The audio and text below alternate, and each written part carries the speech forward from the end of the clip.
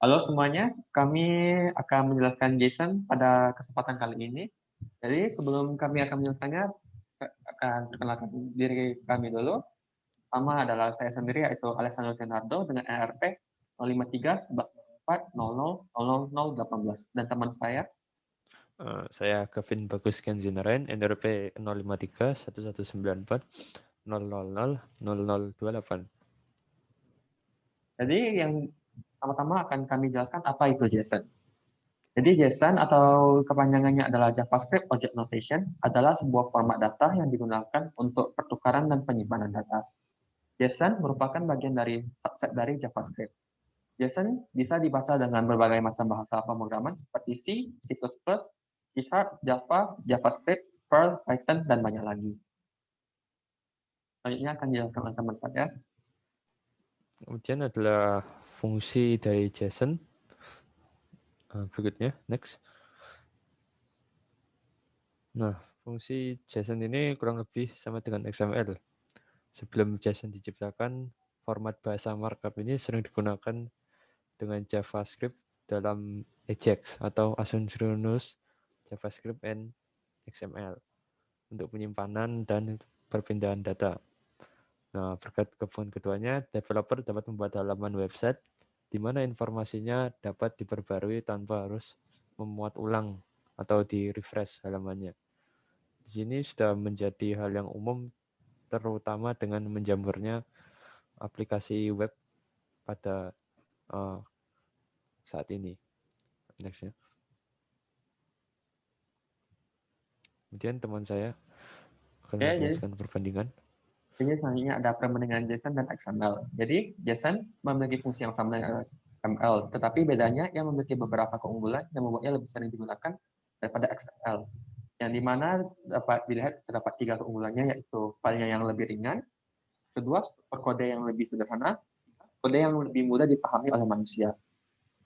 Dan ini dapat dilihat contoh dari JSON dan XML yang dapat dilihat bahwa XML memiliki jumlah baris code yang lebih panjang daripada JSON, dan juga para programmer juga dapat melihat code JSON dengan lebih mudah daripada XML, yang dimana seperti HTML ya ada memiliki seperti open-nya sama close-nya juga, yang sehingga dapat lebih rumit dan lebih panjang. Selanjutnya akan dijelaskan oleh teman saya. Berikutnya untuk cara menggunakan JSON.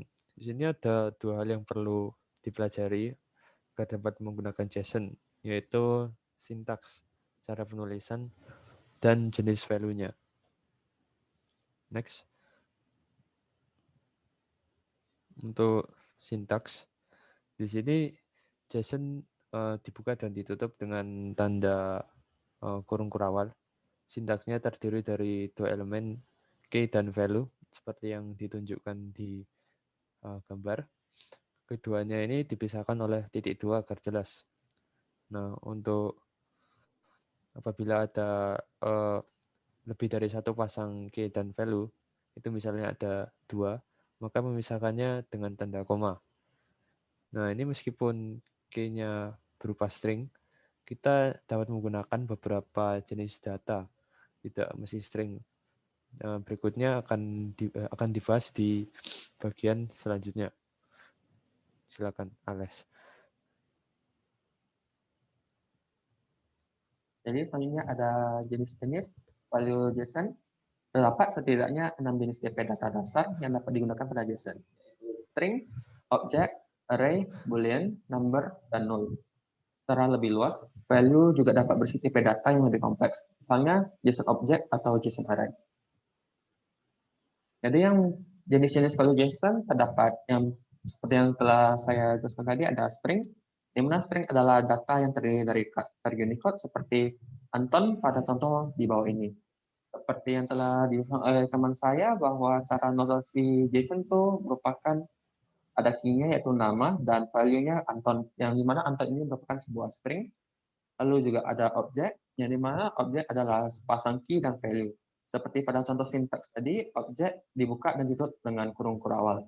jika ada lebih dari satu objek, masing-masing dipisahkan oleh koma dan spasi.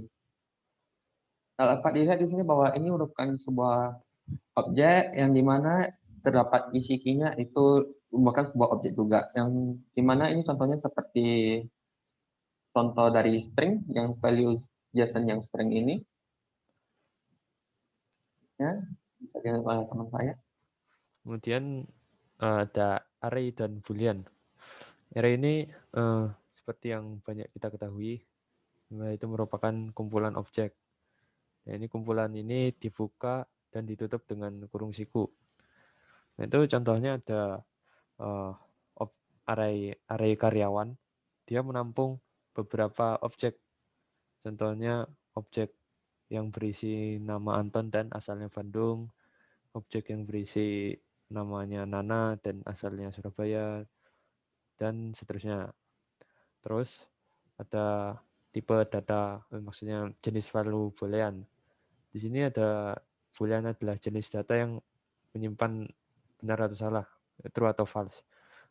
Jadi di kolom value-nya itu tinggal dimasukkan antara true atau false seperti di contoh tersebut.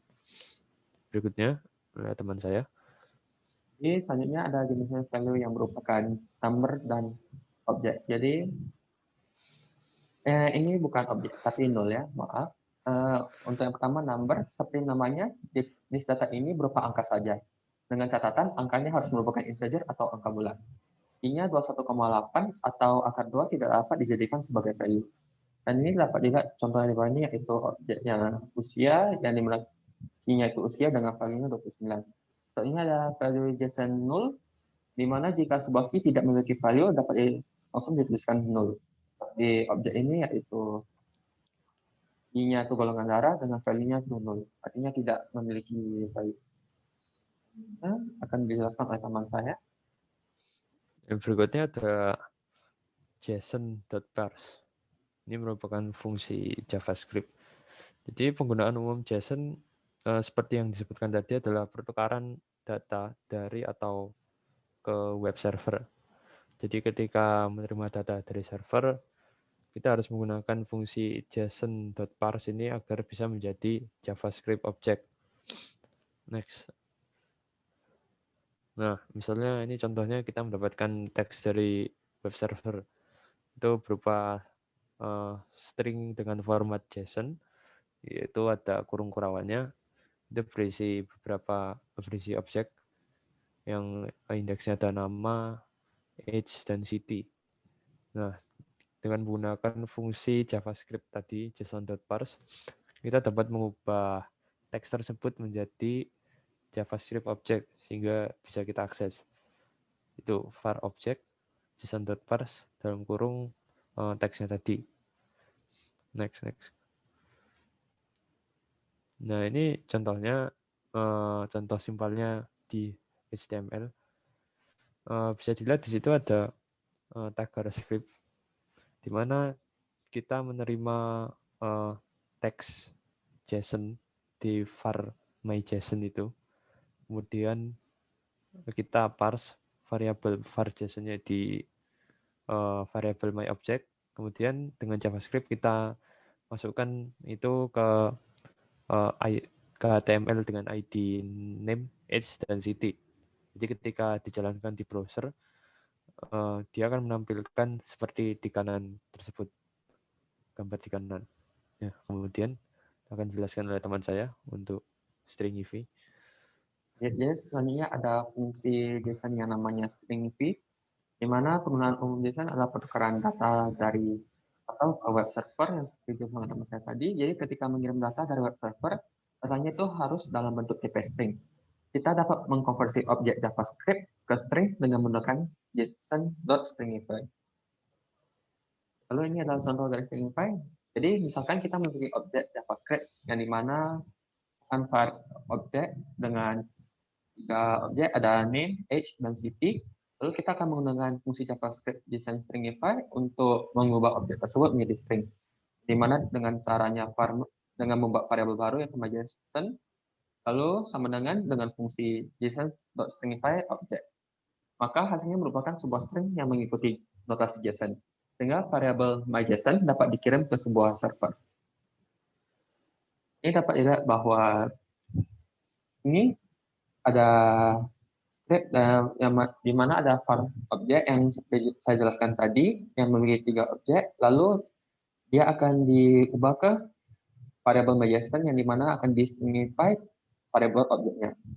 Lalu kita dapat melihat myJSON dengan melakukan dokumen.getElementById dengan isi parameter demo inner.html. Lalu dapat dilihat ini merupakan hasil dari scriptnya yang merupakan objek-objek yang telah dibuat jadi string. Mungkin sekian dari presentasi yang dapat kami sampaikan. Mohon maaf apabila ada kesalahan kata dan kekurangan saat melakukan presentasi. Sekian dan terima kasih.